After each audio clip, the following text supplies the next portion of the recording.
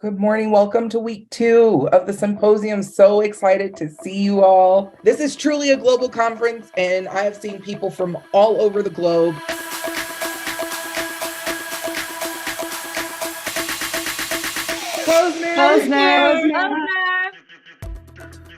I'm a Nicaraguan professional. I am dialing in from the UK. My name is Paul from Zimbabwe. I am a member of the Satellite Cree Nation out of Northern Alberta in Canada. I'm from Nigeria, currently finishing my PhD.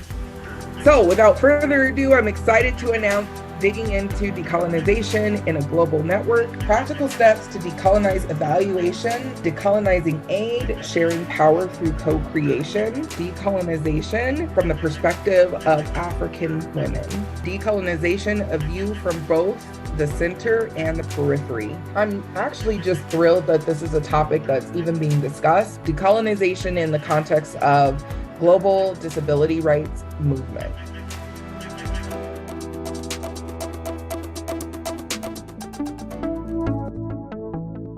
Colonialism to me is used as a legal term. So therefore, I'm using decoloniality as more of the journey. It's a journey to remove those neo-colonial practices that support indirect ownership of one country over another. It also talks about the process of removing cultural domination and removing the force of values and behaviors on others.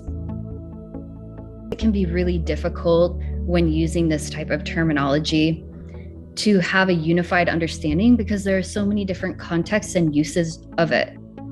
I always wonder when we're having these kind of discussions, that are more very academic and professionals, what would a community member think about when I tell him I need to decolonize the work that I'm doing here?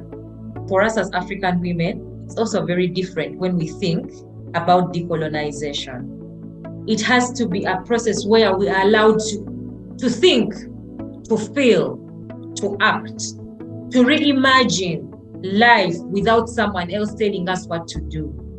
There's a fallacy that when you are in a point of need, that most often you don't know or you don't have the power to change the course of where you want your future to go. There's a lot of different ideas around colonialism, but it's really predicated on the assumption that Indigenous people have no authority or don't even really exist within their own land.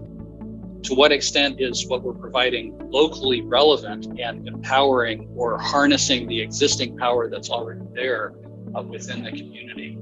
Certainly, we want to affirm the local wisdom and the culture that we're working with, but at the same time, the reason why it's development is because we're wanting to change something. There's an inherent tension there. Sometimes donors come into different countries with their own mindset of this is what needs to be done. They need to be open to understanding social norms, understanding the challenges that are being faced, and then allowing the people to decide what needs to be funded instead of coming up with an overview of this is what we need funded. I always like to put my communities first and think for them, because sometimes they don't have the opportunities to be in these spaces where these conversations are happening.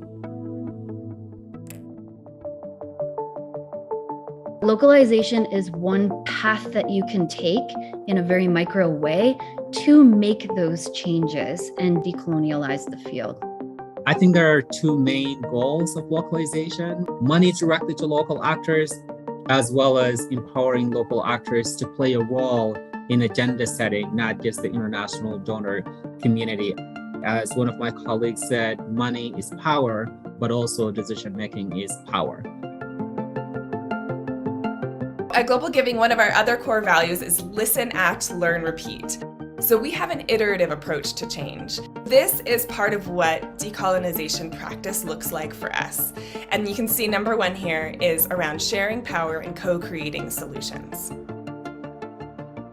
It's not just doing Jedi work, it's not localization, and it's not just decentralizing. There's something more to it about decolonization. There is something that we have to do about the way we learn things, the way we teach things, the way we think about things.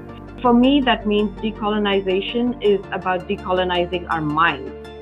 For me, decolonization begins from the mind. How do you think about it as a person?